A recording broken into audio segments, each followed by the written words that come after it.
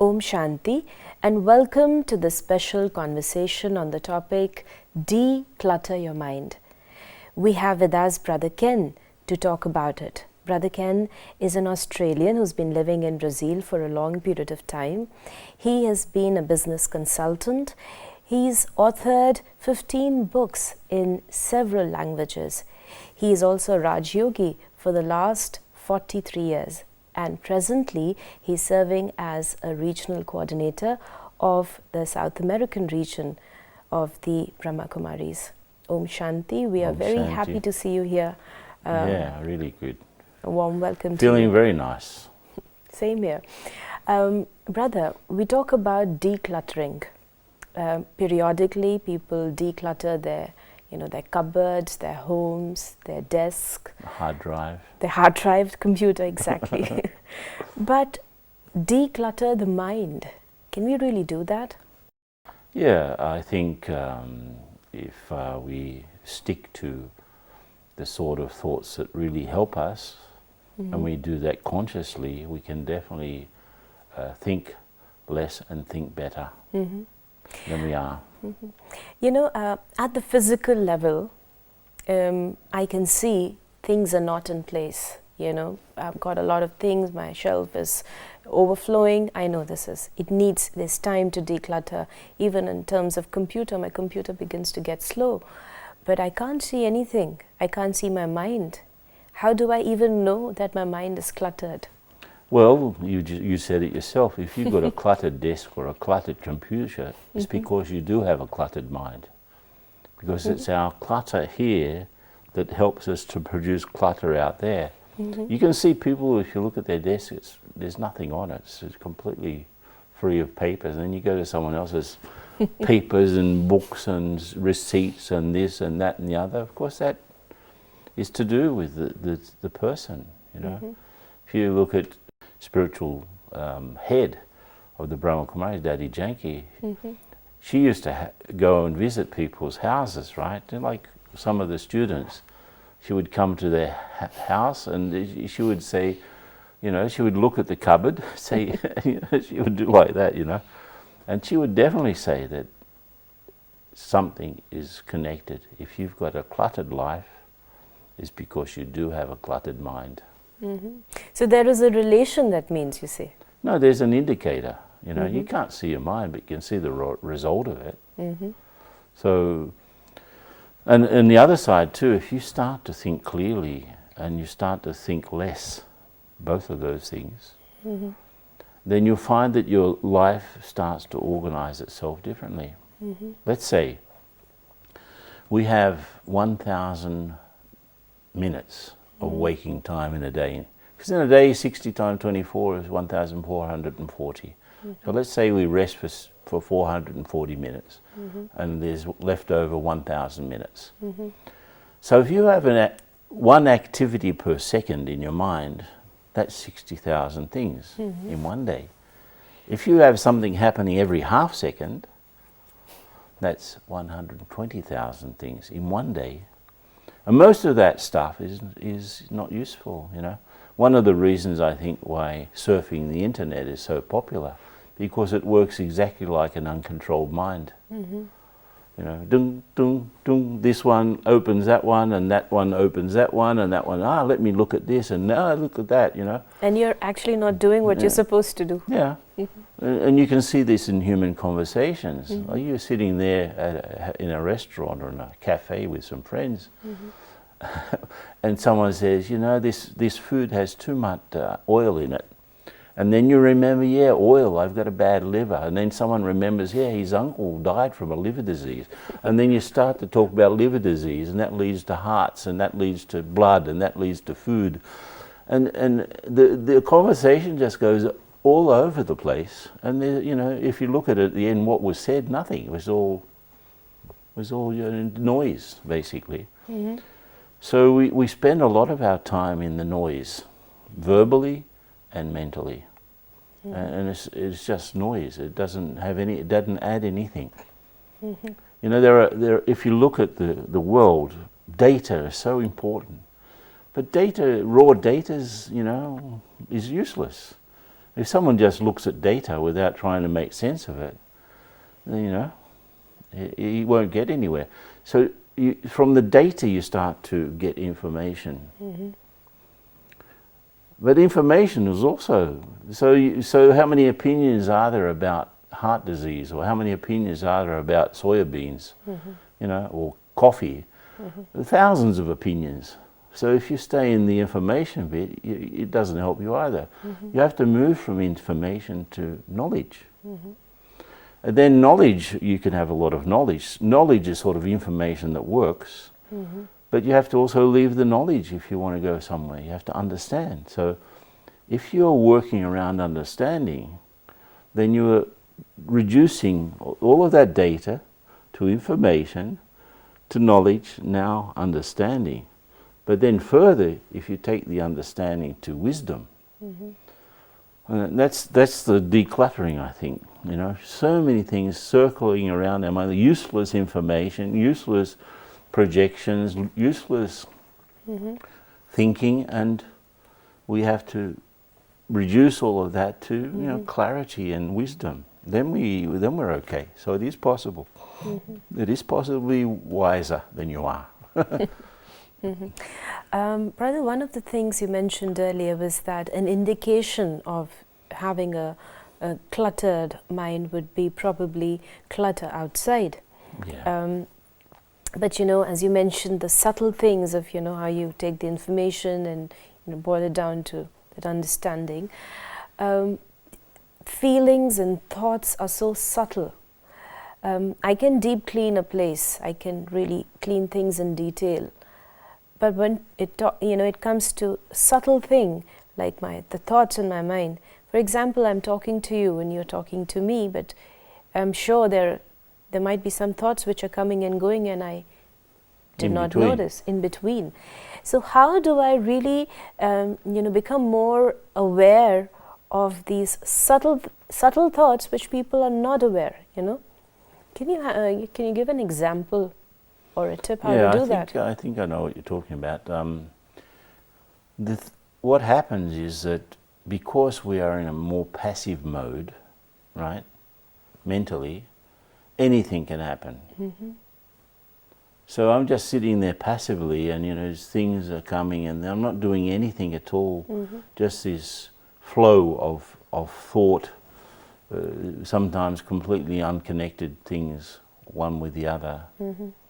And misinterpretations, and this thing of trying to figure out other people, trying to control other people is really a waste of time, and you can spend a lot of thinking related to that. So one thing is being passive, and allowing this flow of 100,000 things to happen, and of course you'll feel extremely cluttered. Secondly, if you have an active mind, but it's active in the wrong way, you want to get revenge on somebody, for example. Revenge, you think that you're going to poison someone else, but actually that revenge poisons you. So if you're active in the wrong way, you're actually creating a condition in which all sorts of things can be a result of that, that are not very necessarily pleasant. So clutter can be useless things, but clutter can also be the negative things that that are not they're not going to be good for you or for anyone else. So you've got this horrible mess inside of you that you're cultivating, and you'd like to get it cleaned out, but you can't because you're the one that actually cultivating it. So you can use your active mind in the wrong way. So the solution is to start to use the active mind in the right way. And that's what we do when we meditate. So instead of allowing the things to happen, and instead of concentrating on negative ends, let me use my thoughts to create a better experience for myself. And that's exactly what meditation is. Because we have two brains, right? The right brain is works in parallel. So this is where all the sensations and things are coming in. And the left brain is the sort of the logical one. It works in a series, you know, one thing after the other. So all of this information that's coming actually can only be processed one thing at a time, even if it's very fast. So if I really concentrate one thought at a time, I will slow down my thinking.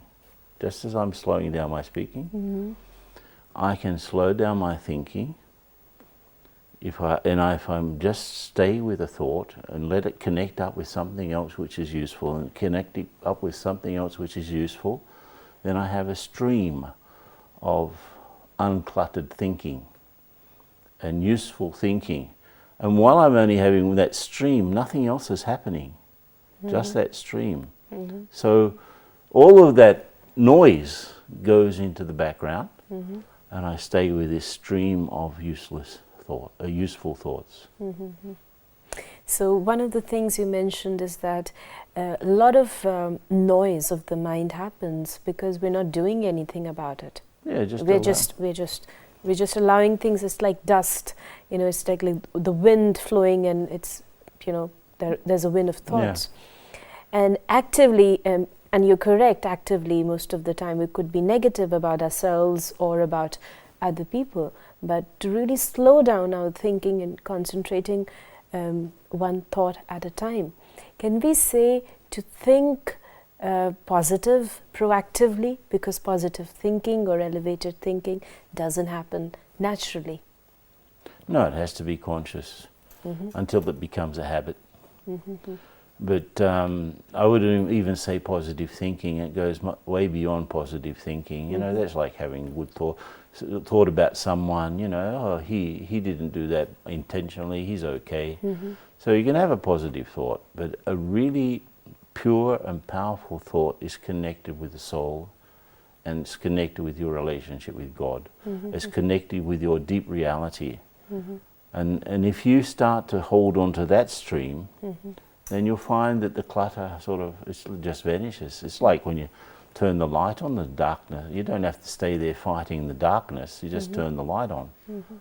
We'd like to know more of it, but one thing I'd like to ask is, when you declutter, you have to hold on to something, because you just don't throw everything out. You hold on to whatever is useful. So you hold on and you let go. Holding on is easier most of the time, and letting go, even physically, is difficult. You know, you hold on to your old cardigan, your old pillow, I might use it, or whatever. Why is it that holding on is easy, letting go is difficult? I think instead of trying to stop holding on, you have to start holding on to the good things and the elevated things. Because it's true, it's better to hold on. And if you really hold on to the good things, letting go is not a problem either. You know, I would use the example of chaos. Chaos is any system that's, you know, very dynamic and complex and unpredictable. And you could say the market is like that, weather is like that, and our minds are like that. They're just, you know. So what for example, traffic is unpredictable, it's complex, it's dynamic. But let's say on a Friday afternoon, before a long weekend, a truck breaks down on a major intersection in Delhi. How is the traffic? It becomes, you say it's chaos. But what's happened is an event. An event has changed the system. And what's happening around that broken down truck, everything starts to organize differently. So there's a truck broken down here, there's an accident there, there's someone fell off his motorcycle there, and you know there's some roadworks here, the traffic light is broken there, and all of those factors come in, and they determine how the traffic is going to be that day. So there are events that control systems. So the thing is that if you just allow any event to control you, you're just going to be like the traffic flowing around an accident. But if you deliberately create events, inside yourself experiences, then your whole thinking system will organize itself differently around that event. I really like the point which you said, deliberately create an event inside of yourself. Explain more. How do I create an event inside of myself? Well, first of all, you have to go inside, right? And again, as I said, deliberately, you deliberately create some seed thoughts that start to move your mental system differently. For example, I am a soul, but not just the thought. Experience it. I am the soul using this body. It's my wonderful machine. I have a hand, I have a leg, I have a nose, but I am the soul using this body to do things. So that's a seed thought. And if you stay with that and you experience that, you'll find that your whole mental system changes. It's like the clouds go away because the sun has come out. So can we say that if I stay with a thought for a period of time, I get into the experience of whatever I'm thinking? Yeah. I mean, that also, first of all, to deliberately create thought. Secondly, to deliberately make it an experience, Is to stay with it for... You stay with it, you concentrate on it. And that starts to move things differently inside you. And if you start further, or if you think further, like, I'm not just a soul, I'm a peaceful soul. Peace is my basic characteristic. So let me experience my peace.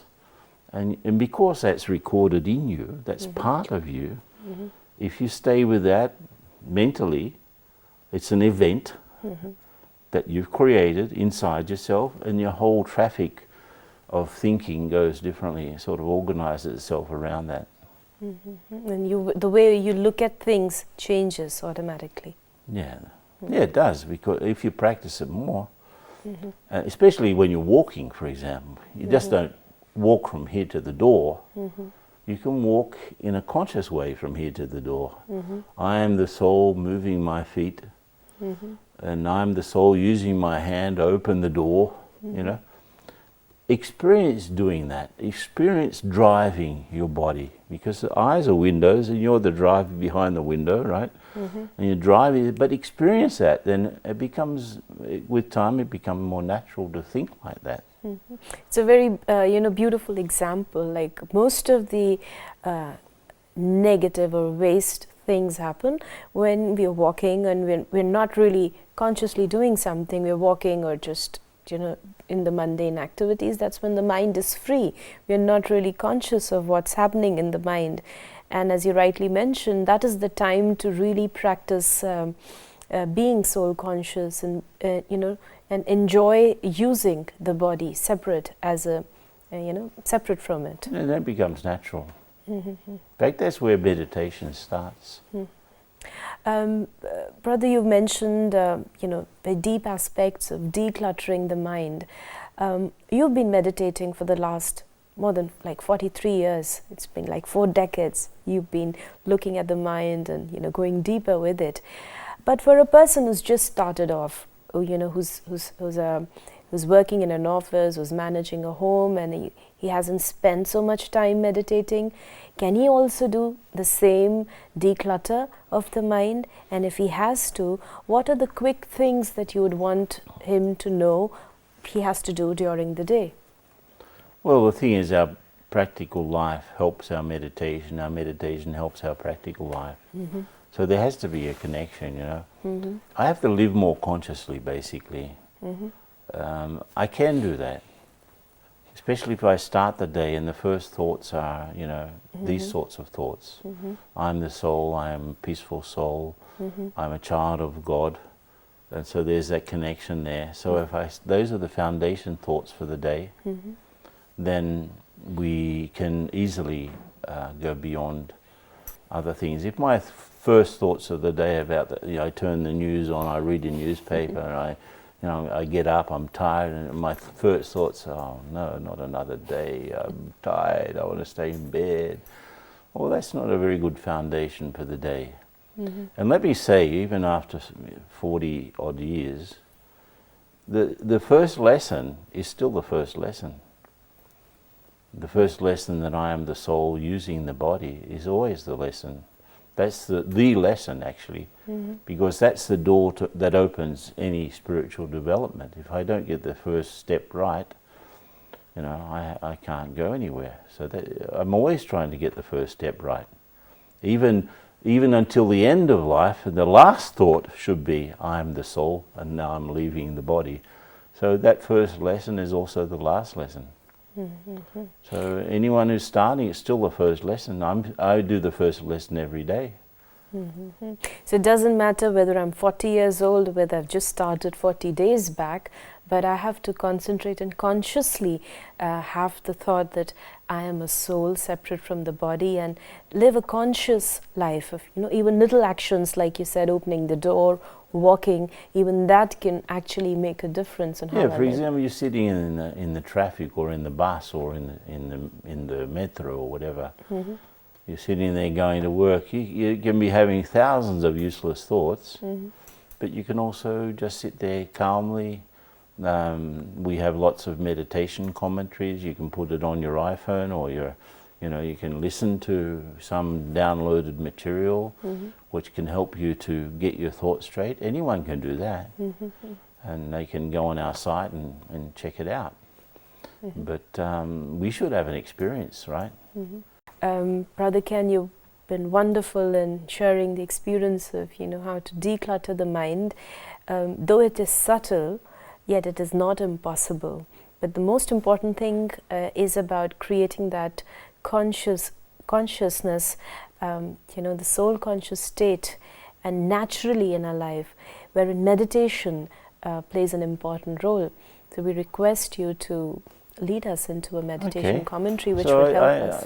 It's anyone can do this, even if they've never done it before, right?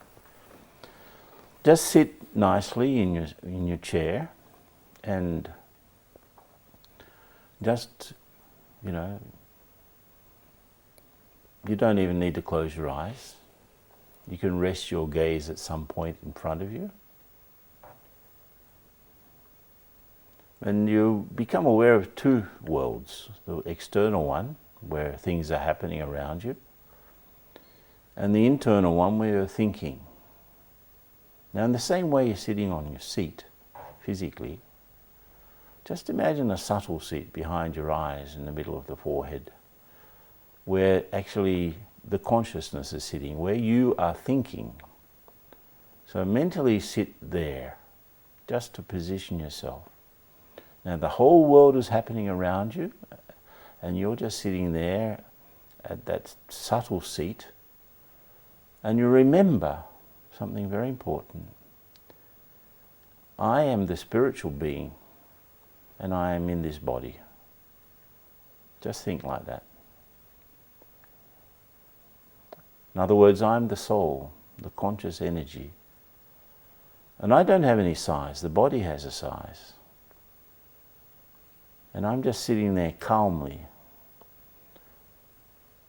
The seat in the middle of the forehead, this subtle seat. And I remember that I'm a soul. And I further remember that in my natural state I'm peaceful. Like now. I'm not jumping around anymore, so I've gone back to my natural state of rest, of peace. So I see myself not as a physical form, but as a sort of a star-like entity, just enjoying my peaceful state. Then further, I can remember beyond here a different dimension. And having that sense of peace and that sense of calm, I can come back to my daily work and easily. It's quite a natural experience. Thank you, Brother Ken, and I think it was a wonderful experience. We hope that each one of us creates that silence time every day. Okay, thanks. Thank you very much. Om Shanti. Om Shanti.